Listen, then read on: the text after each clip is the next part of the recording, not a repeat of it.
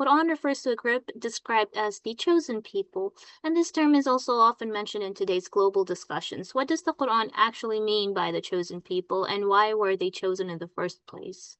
You see, this is a big misconception. The word chosen, actually, wherever it is used in the Quran, it is used for the uh, progeny of Abraham, which means that uh, until Abraham, the scheme of the Almighty would be that He would select individuals and send them to various settlements and cities as prophets of God.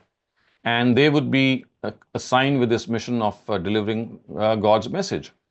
But in the time of Abraham, when Abraham arrived on the scene, the Almighty took a decision, and that was that He said that if his progeny would adhere to a certain protocol, which is that they would be just and they would adopt righteousness as a trait in their collective life, then the Almighty will give them uh, the ascendancy, so to speak, amongst other comity of nations. They'll rise and they'll rule over other comity of nations, other nations, so to speak. So this is something that was a promise made by God to the progeny of Abraham. And of course, this included the Jews, it included Muslims, it included all those people who were born from Abraham, the Semitic race, to be precise.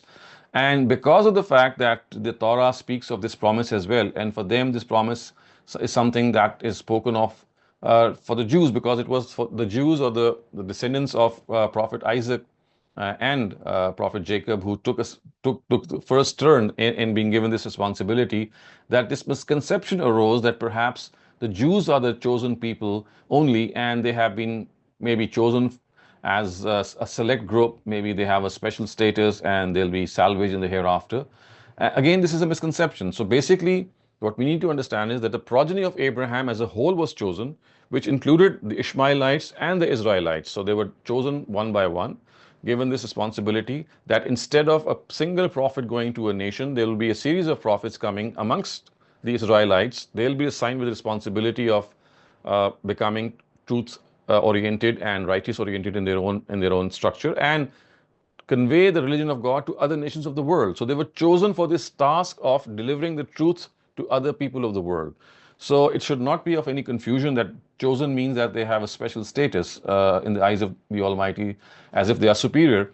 It only means that the Banu Abraham, or these children of Abraham, have been chosen as a group of individuals who have been assigned that instead of one prophet being chosen and sent to different parts of the world, to different nations, a whole progeny, a whole generation, or a whole series of group of people were chosen, and they were given the responsibility of delivering the religion of God to other people of the world. So this choice or this selection is not of any superiority. It's like a responsibility given to them to impart the religion of God to other people of the world.